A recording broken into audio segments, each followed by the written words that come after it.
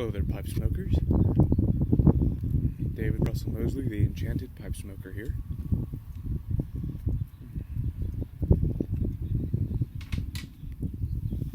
It is a beautiful sunny day here in New Hampshire. I am smoking my Savinelli Carmina Rustica, and in it I have GLP's Westminster.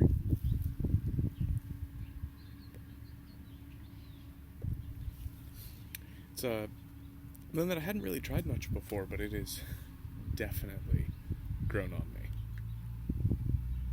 So, about a month ago, I tried to make a video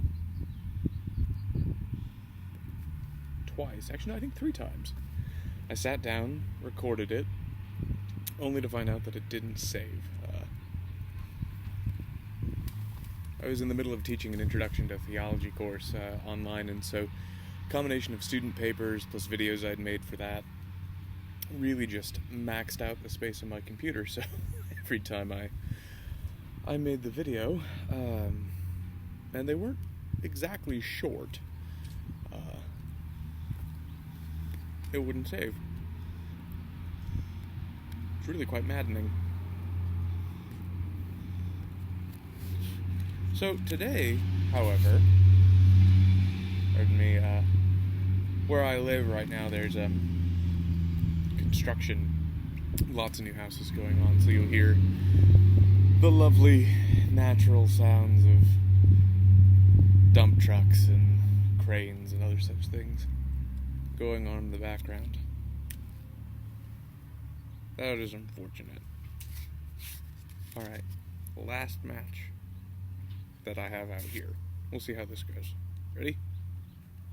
Also, I should note that while I am a huge proponent of matches, over lighters and so on, I am terrible at them. Case in point, check out all these barely burnt, there's a few that I actually managed, but barely burnt match heads that just went out the moment I struck them. So, and I'm facing the wind, because the lighting's better for that. So, here goes nothing. Ready? Oop. Go. We have it lit.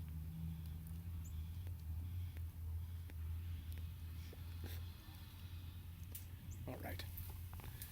So, what I was going to say before my pipe went out is that actually today, and the way things seem to be turning,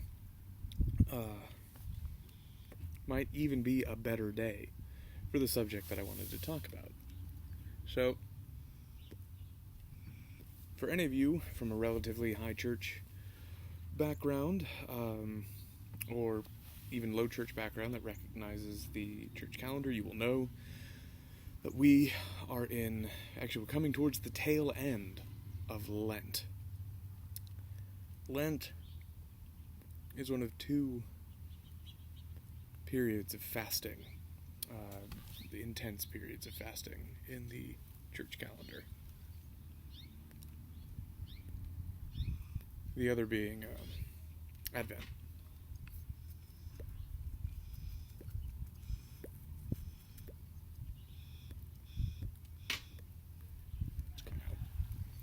The other being Advent. Anyway,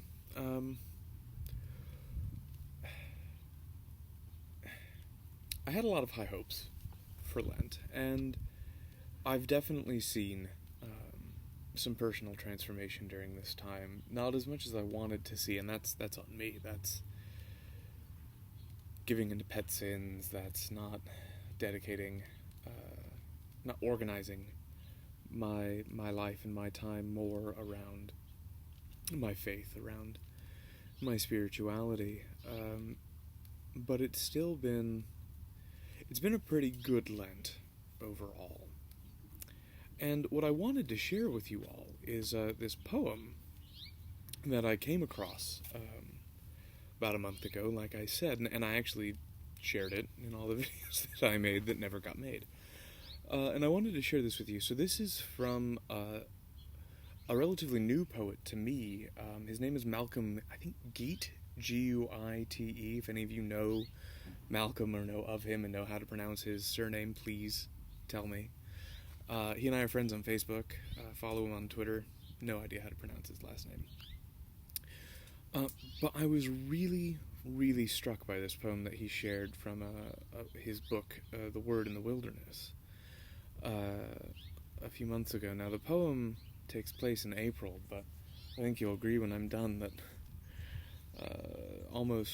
first week of March seems apropos as well. So let me share this poem with you, and then I'll just say a few more things and sign off. This is the day to leave the dark behind you, take the adventure, step beyond the hearth, shake off at last the shackles that confined you, and find the courage for the forward path. You yearned for freedom through the long night watches. The day has come and you are free to choose. Now is your time and season. Companions still by your familiar crutches, and leaning on the props you hope to lose, you step outside and widen your horizon. After the dimly burning wick of winter that seemed to dull and darken everything, the April sun shines clear beyond your shelter and clean as sight itself. The reed birds sing as heaven reaches down to touch the earth and circle her, revealing everywhere a lovely longed-for blue. Breathe deep and be renewed by every breath, kinned to the keen east wind and cleansing air, as though the blue itself were blowing through you. You keep the coastal path where edge meets edge, the sea and salt marsh touching in North Norfolk. Reed cutters' cuttings, patterned in the sedge, open and ease the way that you will walk. Unbroken reeds still wave their feathered fronds, through which you glimpse the long line of the sea and hear its healing voice. Tentative steps begin to break your bonds. You push through the pain that sets you free, towards the day when broken bones rejoice. This poem really struck me.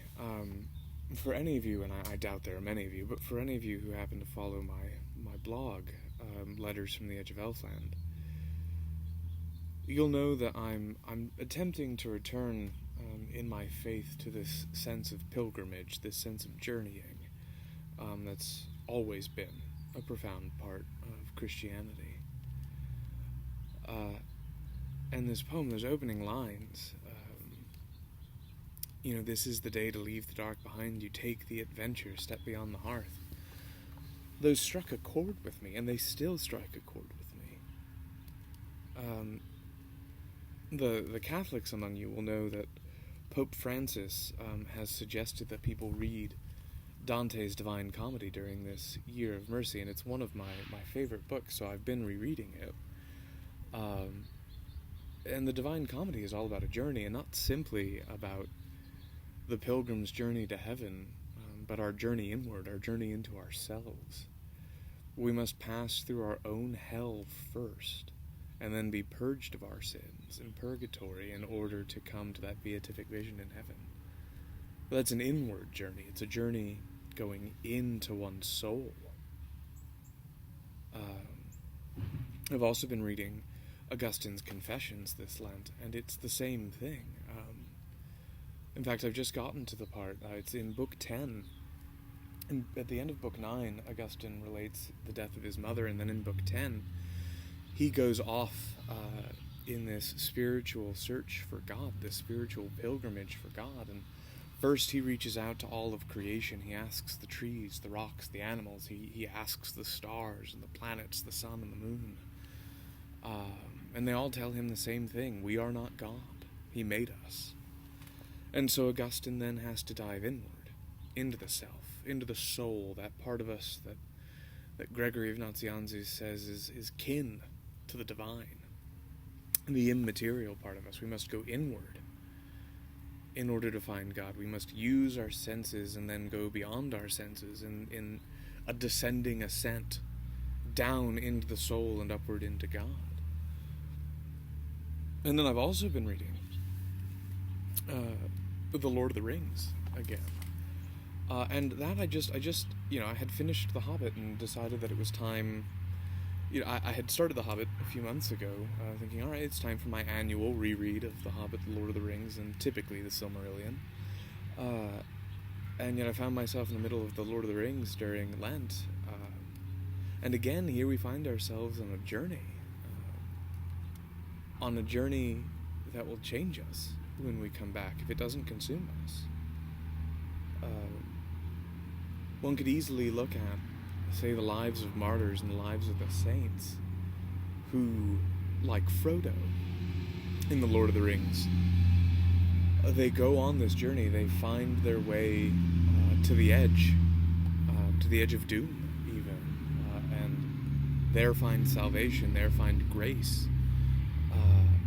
And when they return, they can no longer be part of this world. They've been too transformed to be part of our broken world anymore. In Sam, we have perhaps some of the other saints, and then of course just ourselves, we Christians, I speak to the Christians there, who we go on this same journey, and yet we're able to return. We're able to return to life, but not life the way we knew it. I mean, consider what happens to Sam. You know, he starts off as the apprentice to a gardener. And that's kind of our first introduction to him, that he is Gaffer Gamgee's son and apprentice, working the gardens at Bag End, where Bilbo and Frodo live. And as his father gets older, he begins to take over the business, but still, he is a servant. He's not an equal to Frodo, nor to the other companions, nor to Merry and Pippin. He's not their equal, not societally, not really. And while Merry and Pippin both also return and become great things, it's not as big of a transformation for them.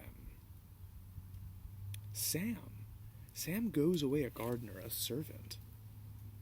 And when he comes back, once Frodo steps down from this position, Sam becomes both mayor of Hobbiton and the master of Bag End. Sam leaves a servant and comes back ultimately a friend and a master. And for those of us that aren't called to martyrdom, that aren't called to that special kind of sainthood, our ordinary sainthood, this is the transformation. This is the transformation I seek this Lent, and into Easter and Pentecost and back into ordinary time. It's the transformation that will hopefully leave me, that when I do get to ordinary time after Pentecost, that I won't be the same. That I won't see it the same, because I've been transformed by Lent and by Easter and by Pentecost. So anyway, I just wanted to share that with you, while I tried to smoke my pipe and had it go out. For those of you who observe Lent, I hope that you are similarly and even more so being transformed by it. And for those of you who don't, and have stuck with me through this video anyway, know that I'm praying for you, and that I want to be your friend, and that I hope that you can see the way that I talk about these things, that my faith isn't some private thing that I keep to myself, that it's something that transforms the very way that I read, the very way that I see the world. Anyway, I don't want to proselytize, I just, want to share my life, and this is my life. Alright, well, farewell, my friends, live in blessedness, and when you sit in peace with your pipes, think of me.